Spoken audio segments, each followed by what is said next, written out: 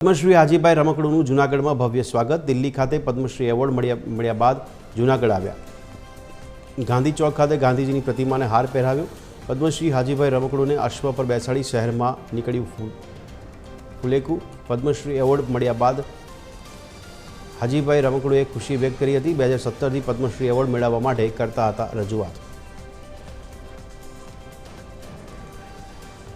બધા મિનિસ્ટરો જે બેઠેલા અને એની વચ્ચે મારું જે સન્માન કર્યું અને એની જે મને ખુશી છે, ત્યાંથી દિલ્હીથી આવ્યા પછી જુનાગઢ જિલ્લાના મુસ્લિમ સમાજના ભાઈઓ આજે મારું સન્માન જે મારું કરે છે, આજે મને ખૂબ લાવો મળ્યો। અને મારા માટે જે આ જુનાગઢ જિલ્લાની અંદર મુસ્લિમ સમાજે મારા માટે જે કર્યું તો એમનો ખૂબ હું આભાર માનું છું।